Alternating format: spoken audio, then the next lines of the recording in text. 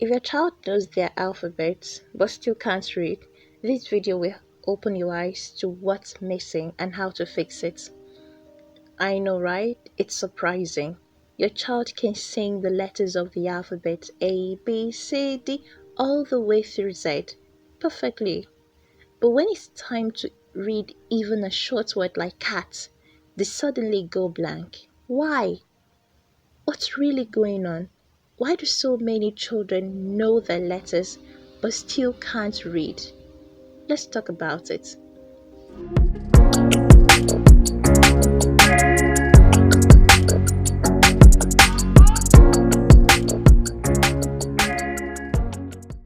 Hi, I'm Miss Blessing from Sadio Inselv, and here we help parents and teachers make reading and writing simple, fun, and stress free for young learners. In this video, I'll explain why knowing the alphabet isn't the same as learning to read, and what you should focus on before teaching A, B, C. Here's the first big truth. Children who know their letter names like A, B, C don't automatically know the sounds those letters make. And reading is built on sounds, not names. To read the word cat, a child doesn't need to say C-A-T. Of course, you know that's not cat. They need to know the sounds k, a, t. Only then can they blend those sounds to read cat. So before teaching the alphabet song, please focus on teaching letter sounds first. Think of it like knowing the names of musical instruments. Yeah, you know guitar, you know drum, you know piano. But if you never learn the sounds these instruments make, you'll realize that you still won't be able to play the songs because you don't know what sounds they make. That's exactly how it is when children know the alphabet names but not the sounds these letters of the alphabet make. They can recite the names of the letters, but they can't read because they do not know the sounds of those letters. So before you spend weeks, months on A is for apple, start with the sound. Like something like, this is letter A. It says a sound ah, as in apple. I think that will work better, okay? So teach your child the sounds first before the letters. That's the point.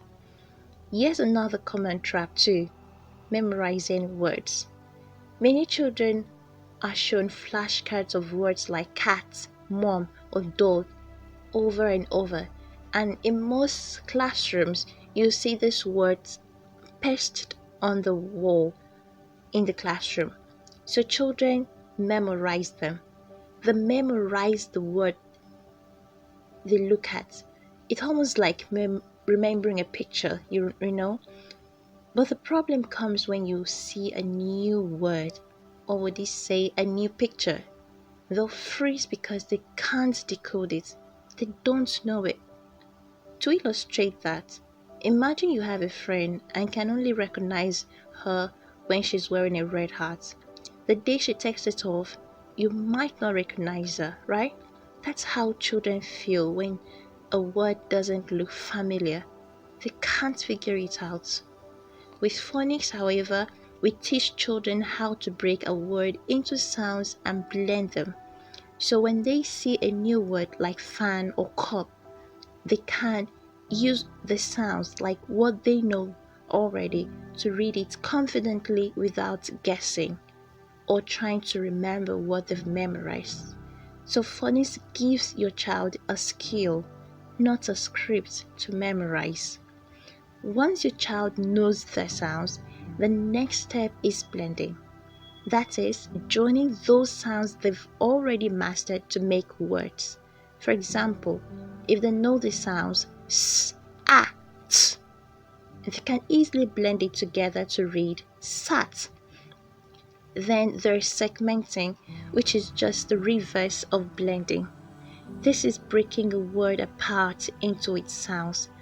For example, to segment the word dog, your child needs to identify each sound in the word dog, like this: d or g.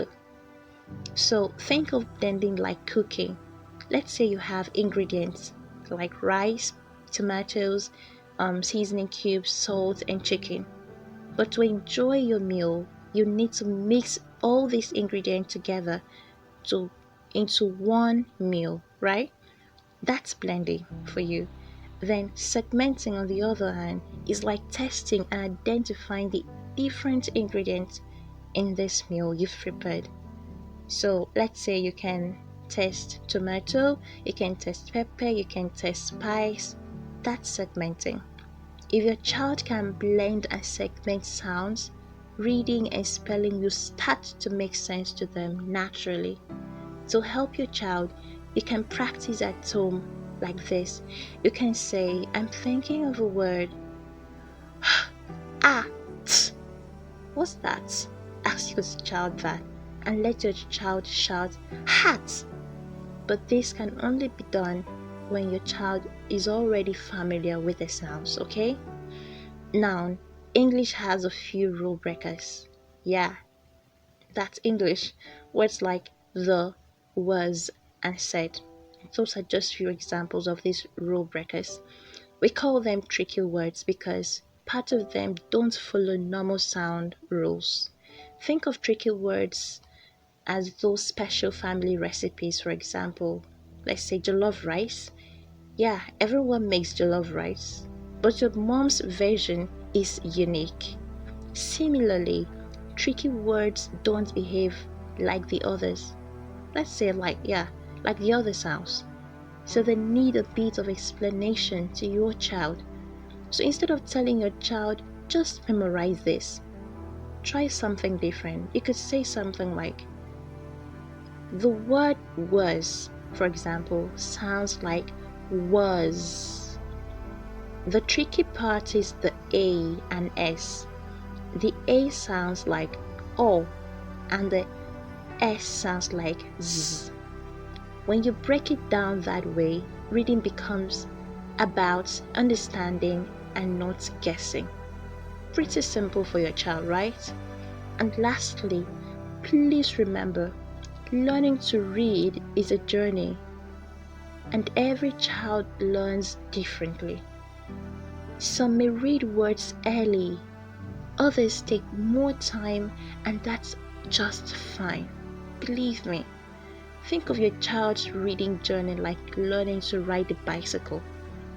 One child might take off after one push, while another might need a few tries before balancing on the bicycle.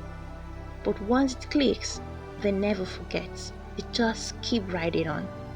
That said, it doesn't matter if your child can't read at 3, at 4, or at 5 at this moment compared to their mates. With patience and consistency, as well as the right method of teaching, your child will read when it's just the right time for them. So for now, encourage your child's small steps towards progress. When your child reads one word correctly, clap for them. When they blend one sound, cheer them on. Doing this will spur your child's confidence, which in turn will fuel their progress. So before you teach A, B, C, remember this. The alphabet song isn't enough to help your child learn how to read. So focus on sounds before the names. Teach blending and segmenting as soon as possible. Explain tricky words with patience to your children so they don't end up memorizing these tricky words. And most importantly, make reading fun, not a forced chore for your child, okay? When we teach children to understand how words work, reading stops being frustrating for them and start being practicable for your child. If this video helped you see reading in a new light, I'd love to help you take the next step. Download a free ebook, Is my child ready to read? It contains 6 signs you can look forward to, or you can look out for, to know if a child is ready to read, and what you can start doing today to help them develop that readiness. Or you can get a personalized plan from a one-on-one literacy plan with Sadio Inserve. So with CrossPath again, keep encouraging and investing in your child's development, because in due time, you'll definitely reap the result if you do not give up now. See you in the next video. Subscribe to Read and Write by SatView InServe. Make sure you like this video. And don't forget to share it with your friends.